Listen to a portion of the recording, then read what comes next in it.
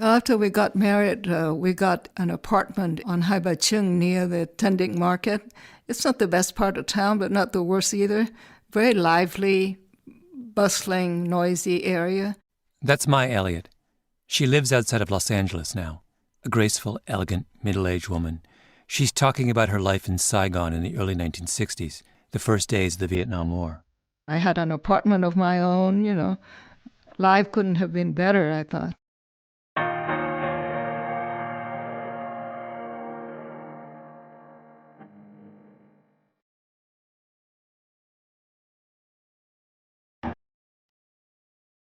My name is Malcolm Gladwell. Welcome to Revisionist History, where every week we go back and look at something misunderstood or overlooked.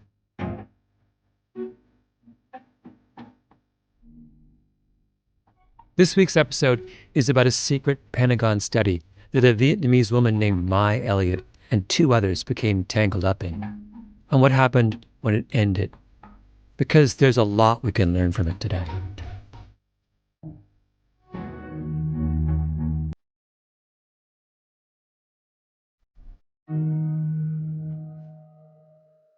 The project was run by the RAND Corporation, a think tank based in Santa Monica, California, home to an extraordinary collection of intellectuals and thinkers and policy wonks. RAND is the kind of place where everyone speaks in complete paragraphs, and if you close your eyes as you listen, you can almost see the footnotes at the end of each one of those perfect paragraphs. The Defense Department relied on them heavily in those years. Still does. Tell me about how you come to work for RAND. Dave knew somebody at McVie who was an officer, a graduate student. Dave is Mai's husband, an American academic. MACV stands for Military Assistance Command of Vietnam, headquarters for the Vietnam War. So anyway, Dave knew this guy who was also a graduate student doing his military stint. And his wife, an American, was working at RAND. Mai Elliott is Vietnamese, and she ends up working at RAND in Saigon for a man named Leon Garay, one of RAND's most brilliant academics. He ran the secret study, and he's a big part of this story. Here's an interview RAND recorded with Garay just before he died in 2007. And how did you end up getting into Vietnam? I got drafted. Well, I was semi-volunteered, but I got drafted. The Chief of Air Force Intelligence asked me to go. Garay set up shop in an old French-style villa near the presidential palace in downtown Saigon, 176 Rue Pasteur. The house is still there. Flame trees and tamarind line the street, quiet, discreet. This was in 1964, just when Saigon was beginning to fall apart. Still, if you were a Westerner, you might go to the exclusive Cercle Sportif on the humid afternoons to sit by the pool or play tennis or have a cocktail on the veranda of the Continental Hotel. Maybe you'd hear a bomb or two off in the distance. Later, of course, things would get far worse. The house we lived in Saigon, was directly under the trajectory of the rockets that the Viet Cong were firing at the palace. So we had a great experience of ducking under the dining room table.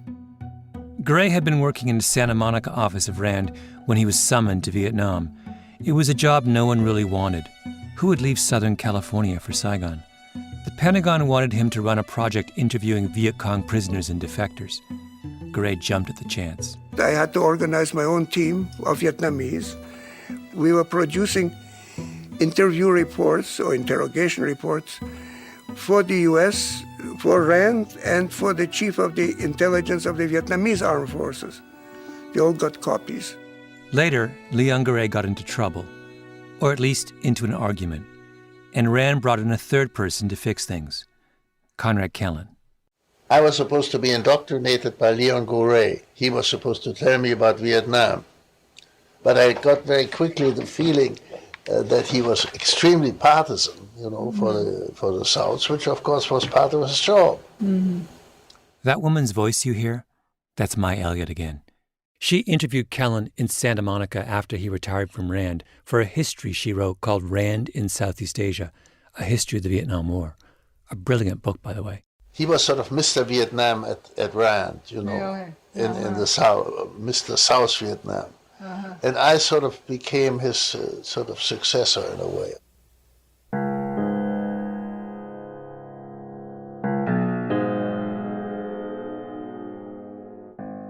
The story that follows is about these three people, Mai Elliott, Leon Garay, Conrad Kellen, and how their lives intersected over a minor and forgotten episode in the Vietnam War called the Viet Cong Motivation and Morale Project. I say minor because what happened in that French villa on 176 Rue Pasteur didn't swing the war one way or another.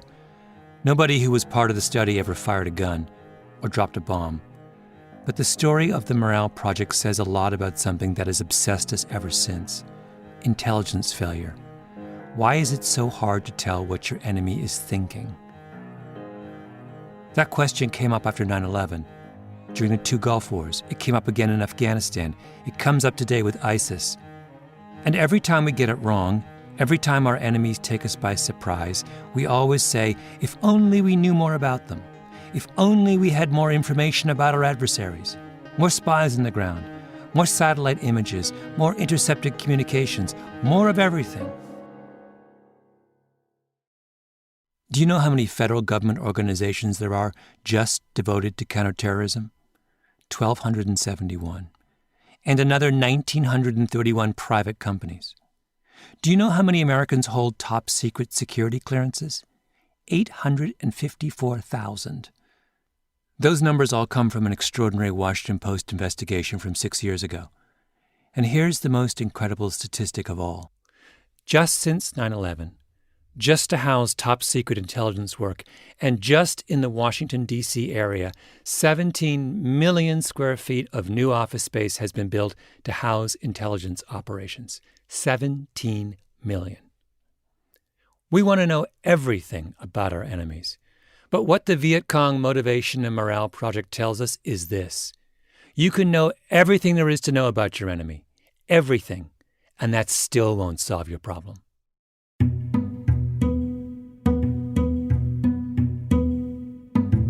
Vietnam was a French colony from 1887 until 1954.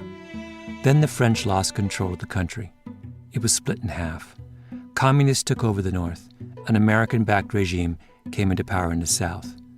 Over the next decade, conditions inside South Vietnam slowly deteriorated. The government was unpopular. There were protests in the streets, a military coup. And the North Vietnamese started sending guerrillas, known as the Viet Cong, over the border to try and recruit South Vietnamese to their cause. That's why the Vietnam War, at least U.S. involvement there, starts in the early 1960s, because the United States feels compelled to help the South turn back the Viet Cong. Wars are usually about territory. Country X invades country Y, country Y fights back. But this is a weird kind of war. The U.S. and the South Vietnamese have no intention of invading the North. They decide instead that they'll just bomb the North Vietnamese until they give up, until they realize that exporting guerrillas over the border isn't worth it. The Vietnam War is a war of persuasion, a crude kind of persuasion. The goal is to break the other side's will. The new theory is that revolutionary development may look good on paper, but nothing pacifies quite like old-fashioned military might. An allied force of more than 8,000 men today tightened its hold on the Batangan Peninsula on South Vietnam's central coast. But if your goal is to break someone's will, how do you know if your strategy's working? In the early 1960s, when the U.S. first starts sending troops to fight the Viet Cong, there was a problem. No one knew anything about the Viet Cong. Almost no one at the Pentagon or the State Department even spoke Vietnamese. The special advisor to the American general in South Vietnam at the time was an Australian called Colonel Sarong. And you know what he said? I'll quote him directly. "These people are simply what we call in many countries juvenile delinquents." That's the best he could offer in terms of intelligence about the Viet Cong. So what do you do if you're bombing someone you know nothing about, and you want to know how this unknown person feels? You call in the Rand Corporation. So Rand rents the villa on Rue Pasteur and brings in Leon Garay to run the show. Garay was Russian by birth. His family history was remarkable. His parents were Mensheviks. The Mensheviks were the socialist moderates who split off from Lenin during the Bolshevik Revolution. They were in Russia during the revolution. This is Leon Garay's son, Daniel. He's a national security and policy expert with the Lexington Institute in Arlington, Virginia. They participated in the revolution. In fact, my grandparents met in prison. My grandmother used to smoke unfiltered cigarettes in a little holder, and she would, cut them in half. They were living in Moscow? They were in Moscow. Yeah. They were in Moscow, and they were, fighting the system. My grandfather ran an illegal printing press and the whole thing. In 1922, just after Leon is born, the Grays are kicked out of the country. They ended up next in Berlin. And in 1933, they shut the doors, locked the building up, and left. Just walked away and went to Paris. And then they got out of Paris on the same train that Humphrey Bogart did in Casablanca, heading south, and meandered south, went through Spain to Portugal, and then got to the U.S. after that. So they stayed one step ahead of the tide of evil for about almost 20 years. Wow. Yeah. Which of the Bolsheviks he must have known some of them personally? Oh, he knew all of them personally. They knew Trotsky, they knew Lenin, they knew Stalin, they knew the whole crowd. Man, you're leftist royalty. Yeah, well, yeah, right. The Grays end up in New York City, 96th and Broadway, deep in the world of Eastern European emigres. Leon serves in the army, fights in the Battle of the Bulge, and ends up in counterintelligence. How do you think the refugee experience shaped your father? Number of ways. I think the overriding one was we've retreated this far and no farther. So it was a view of sort of America, not just a city on the hill, but there's nowhere left to retreat to. The country needs to be truly defended. He got a home, he got a country, he got acceptance. All of that was terribly, terribly important. So this is who Rand puts in charge of the Vietnam operation, Leon Garay, a patriot, in the way that only an immigrant can be a patriot. He was suave. He was very charming. He had a great sense of humor, very articulate, energetic, enthusiastic. So personally, I liked him. The only thing I didn't like about him was the fact that he was a great ladies' man, and there were a lot of rumors about that. But as a person, I liked him. Garay spoke German, Russian, French, all fluently. Big, thick head of black hair, that amazing accent. He was the embodiment of the European intellectual. He had an amazing kind of research style all of his life, where there would be stacks of documents in Russian, in English, on his desk, and he'd literally be talking to you. And it would sort of be, there was this recent thing, and he'd sort of, it's not an eidetic memory, but he was certainly kind of librarian, encyclopedic in that kind of sense.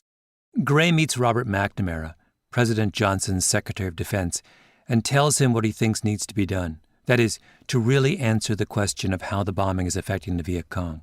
That's the question I remembered very clearly. Again, this is from the interview Garay did with the Rand Archives a decade ago, at the end of his life. And he said, "What is your funding?" I told him we had $100,000.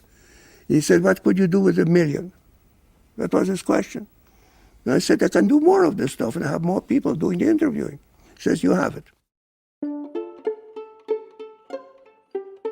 $1 million in Saigon in the mid-'60s was a king's ransom. So Garay hires a team of locals to fan out across the South Vietnamese countryside to interview defectors from North Vietnam and captured Viet Cong guerrillas. That's where Mai Elliott comes in. She was one of Garay's interviewers, and her story is every bit as fascinating as Leon Garay's. My father was appointed to Haiphong. He became mayor of Haiphong. She grew up in the north. Before the country was divided, her father was part of the French colonial administration. And as mayor, he had a lot of authority. He was almost like the king of that little town.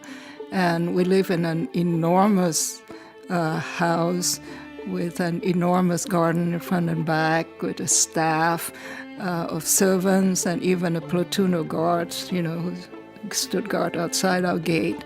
So that was really the best time of my life. Then the French get defeated in the north by the communists. Vietnam is divided in two. It happened so suddenly. We just packed up and left everything, and we lost everything. So when it happened, we were in a panic. We didn't know what to do. My father had, of course, collaborated with the French. I didn't know, I didn't understand a thing, but my father was afraid that the communists would come in and kill him.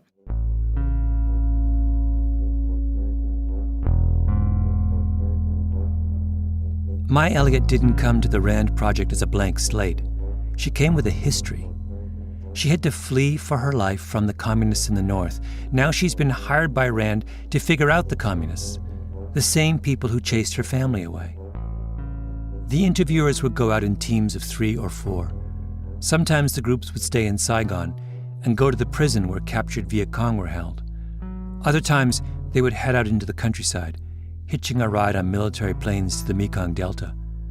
The interviews were taped. They'd offer their subjects cigarettes. Sometimes they'd sit outside under the trees. It was friendly, not confrontational. The interviewers made it clear that they were only doing a research project. If the subject was uninteresting or reluctant, the sessions would be short. Other times, they might last for days. Then it was back to the villa on Rue Pasteur, where the interviews would be transcribed, translated, and edited.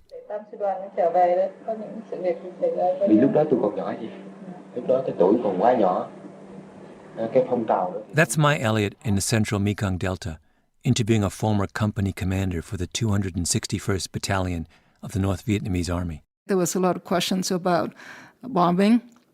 What weapons do you fear the most? What had the most effect on your unit and your operations? And with the North Vietnamese who infiltrated into the South, tell us about conditions when you march from the North to the South. Were there bombings, along the way? Things like that. The Morale Project would eventually produce 62,000 pages of transcripts, interviews with captured Viet Cong and others. 62,000 pages. This isn't some focus group conducted by a PR firm where a few dozen people are interviewed for an hour. This is one of the most extraordinary, encyclopedic, detailed portraits of an enemy ever created. Remember, no one in Washington really knew anything about Vietnam in the early 1960s. Now there was a $1 million operation on the Rue Pasteur painting a living, breathing portrait of the other side. This stuff was gold. Garay takes the results and makes the rounds. His favorite statistic was this. When RAND started its study, 65% of defectors and prisoners believed the Viet Cong could win. After a year of heavy U.S. bombing, that number was down to 20%. The enemy was on the ropes. Garay briefs the Air Force, Army, U.S. Embassy, then off to Honolulu to the headquarters of the Army of the Pacific, RAND in Santa Monica, Washington, D.C., to the Pentagon and to the White House. Helicopters would pick him up in Saigon and whisk him to aircraft carriers. At the villa on Rue Pasteur, he holds cocktail parties for everyone who was anyone in South Vietnam. Henry Kissinger, Walter Mondale, the U.S. Senator, later to become Jimmy Carter's vice president. Garay meets with visiting journalists, CIA officers. His stuff goes right to the top. Well, we've had an interesting report from a man named Garay, who works for the RAND Corporation, and we hired the RAND Corporation. That's Robert McNamara, Johnson's defense secretary, from tapes made of White House conversations. In 1965 and 66, President Lyndon Johnson decides to pull the United States deeper and deeper into Vietnam. And the story was that LBJ used to walk around with a summary of Garay's findings in his back pocket. Wars require public justification. If you're going to put thousands of lives at risk, you need to explain to your citizens just what you're doing. And that's what Leon Garay offered in the crucial early years of the Vietnam War. He offered justification. Enter Conrad Kellen, the third person in our story. When did I come to RAND? Oh, well, I lived in New York in 1964, I think it was. Kellen was a battered veteran of World War II and a little bit of a legend. I once spent 2 weeks in Los Angeles just going from one person's house to the next, asking for their memories of Kellen. Everybody remembers Conrad Kellen. If you took the absolute best of 19th century Central Europe and put it in a time machine that opened its doors in 1960s Southern California, that would be Kellen. I read in the papers that some people in Washington, some smart boys, had showered the North with millions of leaflets. Yes. In which they had told the Vietnamese they should lay down their arms because we were good people and their leaders were bad people, you know, the ordinary nonsense. And they should stop fighting the war. Kellen served in U.S. Army intelligence in the Second World War, specializing in psychological warfare. So later, when he reads how the U.S. was using leaflets in Vietnam, he gets angry. We're doing it all wrong. And so I wrote a letter to the New York Times and said it was obvious nonsense to shower large numbers of soldiers with a leaflet saying, stop that war. Soldiers don't stop wars. Soldiers don't begin wars and soldiers don't stop wars. So if you want to stop a war, you have to do it differently, you know. So I got a call from the Rand people, and they wanted me to come and be part of their system, and I said okay. So I came to America, came to Los Angeles. Kellen grew up in Berlin, wealthy, cultured. His father owned a big brewery. His full name was Katzenelnbogen, and the Katzenelnbogens were one of the great Jewish families of Europe. But when Hitler came to power, Kellen packed his bags. He said later that he knew on some instinctive level that things would not end well for the Jews in Germany. He goes to Paris, becomes friends with the French writer Jean Cocteau. His life is full of moments like this. He gets on a boat to America and meets the mobster Dutch Schultz, who offers him a job. He arrives in New York and works for the legendary investor Benjamin Graham, who was the mentor of Warren Buffett. He goes to California and is the private secretary of the Nobel Prize-winning novelist Thomas Mann. Kellen was impossibly handsome, dashing, over 6 feet tall. He was an expert in golf, handwriting analysis, and Ferraris. Both his sisters earned PhDs from Berkeley, one in chemistry, the other in biology.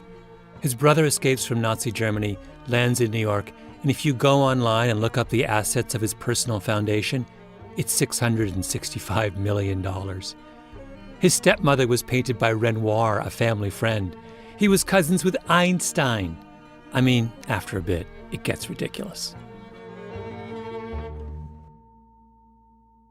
The craziest story about Kellen is when he was in Paris in 1945. The war has just ended, and he's sitting in the Café Select near the Champs-Élysées when a young woman approaches him. She says, "Are you an American GI?" He says, "Yes." She says, "Are you going back to the States?" He says, "Yes." She says, "You have to do me a favor. My father's an artist. I have to get his work safely to America." Because, of course, Europe was in chaos. And Kellen says, "By all means." But then she goes away and comes back with this massive stack of canvases. And he says, "There's no way I can take that." And she says, "You have to." Whereupon Kellen embarks on this epic month-long struggle to get these paintings safely across the ocean, which includes being trapped in the back of an open truck during a rainstorm and throwing his coat over the pile of paintings to keep them from being ruined, and staying up all night, night after night, because he's terrified someone will steal them. Who's the painter? Marc Chagall. I should say Marc Chagall, of course, because only Conrad Kellen would end up transporting the collected works of one of the most famous artists of the 20th century to America in a rainstorm on the back of a truck. The deal Chagall's daughter made with him was that he could take one picture and keep it for himself. So he takes one, a famous one. Then he sells it in the 1950s for what seemed like a lot of money at the time. But of course, it's a Chagall, a famous Chagall. And every now and again over the years, he'd spot his old painting in an auction catalog, worth more and more and more, and he'd bury his head in his hands and say, "Oh."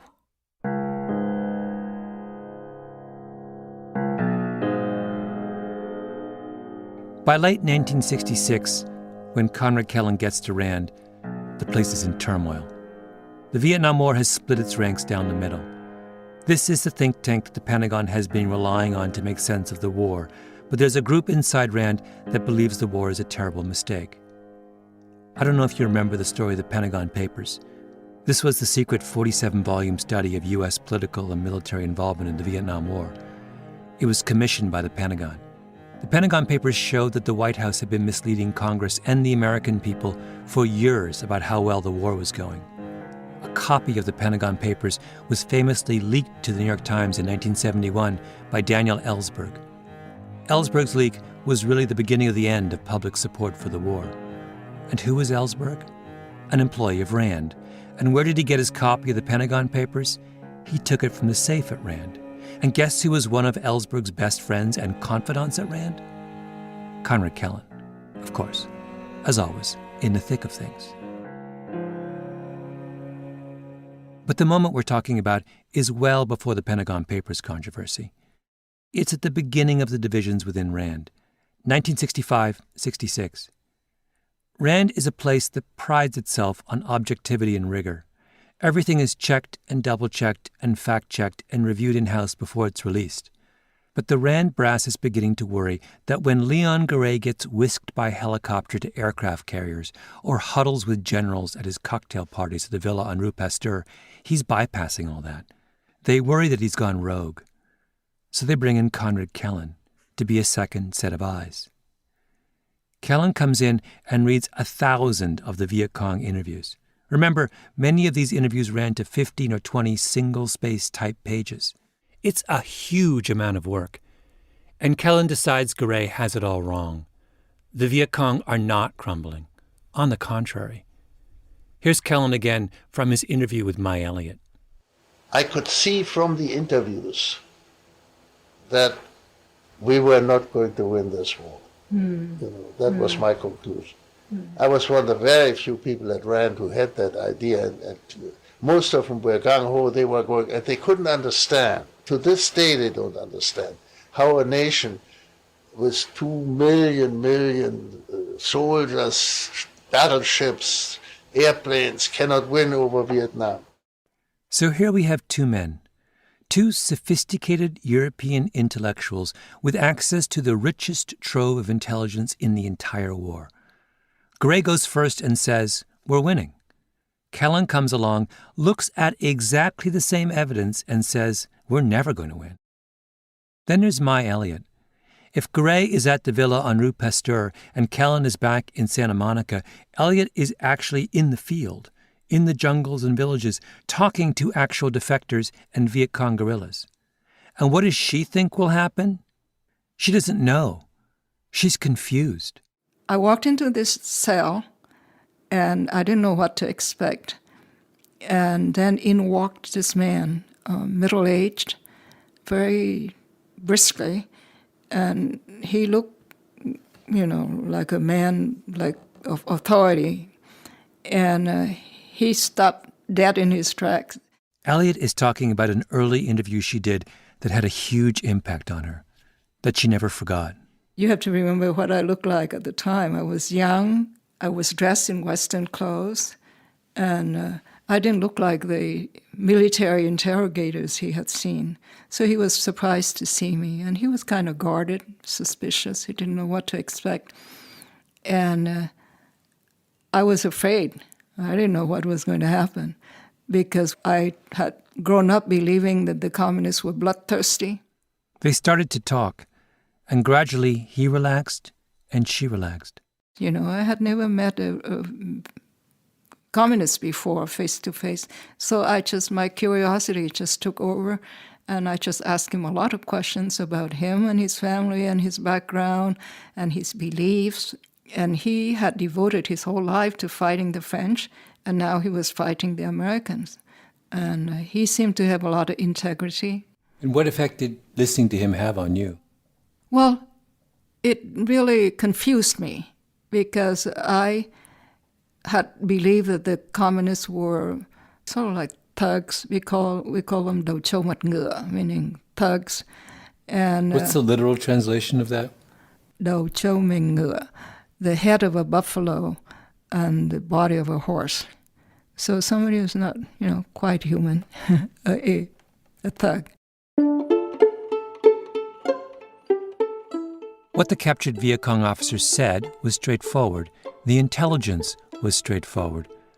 But Mai Elliott's reaction was anything but straightforward. And so I left with more questions than answers, and I began to see that the picture was not black and white like I had believed at the beginning. But then Elliott says something crucial. She says it didn't change her mind. She saw the evidence with her own eyes. She did the interview with the general, but it wasn't enough. Remember her circumstances. She comes from a family of privilege, and the rise of the communists in the North takes all that away. They end up living in a little hut in Saigon. The Viet Cong is not some abstract force.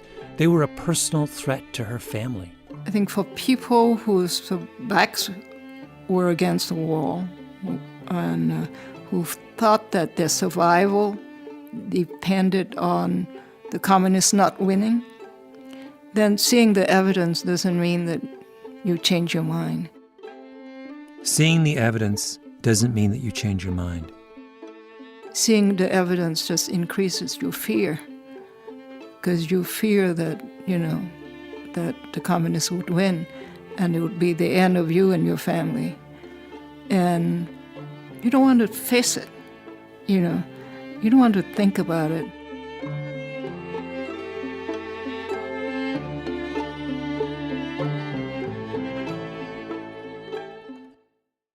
Leon Garay might well have read the transcript of that same interview that Mai Elliott did with the Viet Cong officer. And his interpretation would be, that guy's going to give up. If we just bomb people like him some more, we'll destroy their will. In retrospect, completely wrong. But think about this from Garay's perspective. Well, look, if you want to understand that, I am a professional refugee. I've been a refugee from Russia to Germany, from Germany to France, and from France to the United States. So 3 times. So as far as I was concerned, this was going to be my country, and whatever it was the national interest of the United States, was sufficient reason to pursue this thing. By this thing, he means fighting communism, the enemy that forced Garay out of his home in Russia. And in the 1960s, this thing, communism, is still out there. It's spread to Vietnam. Think how much Garay had to believe that America was winning the war. Leon Garay felt there was nowhere left to retreat to. You don't pick and choose your wars. Your country's at war, it's at war, period. You don't pick and choose whether you approve of it or not. That's nonsense. That's chaos.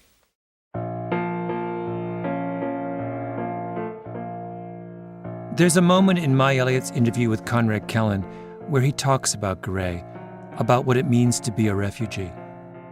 I think, like many, eventually became great opportunists. What else could they do? I mean, if you were an opportunist, at least you had the American establishment on your side, Mm-hmm.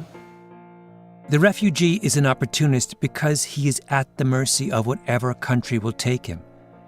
And I can't help but think that Kellen is also talking about himself here. He's acknowledging the biases that he brought to the interviews, because he's a refugee too.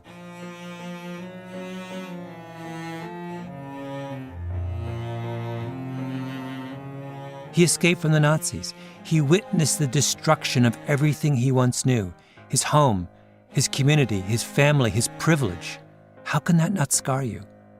At one point, Kellen explains to Elliott why he never actually traveled to Vietnam, even though he was working on a project about Vietnam. I was not going to Vietnam because one war was enough for me. I didn't want to have 2 wars. Uh-huh. One war was enough for me. I imagine Kellen read that same interview Elliott did, the one with the Viet Cong officer. Kellen sees the man's determination, and when he thinks about that resolve through the prism of his own experience, he realizes, I can't match that. Not anymore. One war was enough for me. Over and again in his interview with Mai Elliott, Kellen comes back to this. War wasn't some conceptual abstraction for him. It wasn't an intellectual question like it was for so many at Rand. It was real. He lived through it. There were an awful lot of civilians around in this whole thing, in this whole Vietnam thing, who talked about casualties, for instance, casualties. They didn't give a damn about anything. If somebody came back and said, we took such and such a place with, 50, 60 casualties. Well, a casualty is not a dead person. A casualty is something theoretical for these people. One interview with a Viet Cong officer, one fantastic bit of intelligence, an insight into the enemy's mind, and yet everyone was in disagreement on what it meant, because everyone was looking at it through a different set of eyes. That's why intelligence failures happen. It's not because someone screws up or is stupid or lazy. It's because the people who make sense of intelligence are human beings with their own histories and biases. So what happens to the three people in our story? Garay gets recalled from Vietnam in April of 1967. Clearly, Rand asked me to stop going there. To stop going to Vietnam. To return to Santa Monica. I went back, and then I was told that my presence was an embarrassment. I don't know why. The suggestion was very clear that I should look for something else. How do you feel about that? Were you disappointed? Of course. I like Rand. He was hung out to dry. His son Daniel is a lot more blunt. My sense of it was they wanted, to cut loose from anything having to do with Vietnam. And the way to cut loose from this project and from him was to try and discredit the analysis and sort of then, okay, you're now no longer a legitimate analyst, well, you really do need to go. Yeah. Kind of thing. And can you describe your father in those years? So I think he was feeling quite beaten down. And frankly, I suspect there was a degree of just physical exhaustion. It may have been not that different than, when he and his family kept getting driven out of, cities in Europe and had to restart the whole process and restart the fight. I think there was a certain degree of that. Garay eventually moves to Florida, takes a post at the University of Miami, fights the Cold War from Coral Gables. As for Mai Elliott, she eventually moves to America, lives in Ithaca, and it's only then, from the safety of upstate New York, that she finally accepts what the Viet Cong officer was telling her. I wish it would have been easier for me to come to that conclusion earlier, because it was just years of agonizing and being ambiguous. She finally admits it to herself. The North Vietnamese were determined. The war was wrong and unwinnable. I think that it's easier to be objective when you don't have a personal stake in a situation. And you can see the evidence and say, oh yeah, the war is not working, let's end it. But when you have a very deep, strong personal stake, it's a lot harder because you're talking about survival of your family, your relatives. Mai Elliott finally faced the difficult truth. As for Kellen sounds the alarm almost from the beginning of his time at Rand. He says the intelligence tells us the war cannot be won. But of course, if you know even the slightest bit about the Vietnam War, you know that no one listened to him, at least until it was too late. He suffered, like all of them did. I can only say that the people that I knew talked a lot about scientific this and that, were the most unscientific people you can imagine. They just picked somebody, and then if they agreed with him or he agreed with them, then he was an expert, and if he didn't agree with him, he was not an expert, and then they wrote it down. The most unscientific people you can imagine. I'm not sure it's any different today, is it? And everybody wrote reports for everybody else. Mm-hmm. And it was almost like a comedy, It was so stupid. I got very angry about that.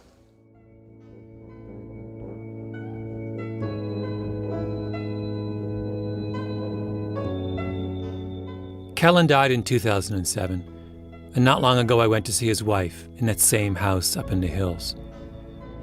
His daughters were there as well. They talked about how the Second World War never left him.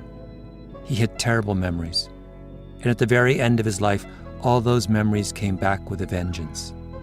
Kellen would lie in his bed in sunny, beautiful Santa Monica, and he would dream that the Nazis were coming up the hill to take him away.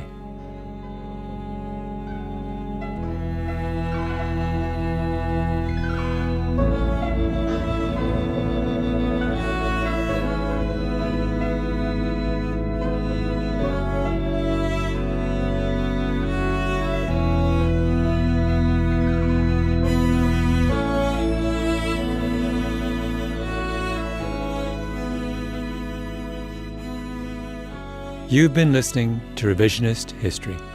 If you like what you've heard, do us a favor and rate us on iTunes. It helps. You can get more information about this and other episodes at revisionisthistory.com or on your favorite podcast app. Our show is produced by Mia LaBelle, Roxanne Scott, and Jacob Smith. Our editor is Julia Barton. Music is composed by Luis Guerra and Taka Yazuzawa. Flan Williams is our engineer, and our fact-checker is Michelle Soraka.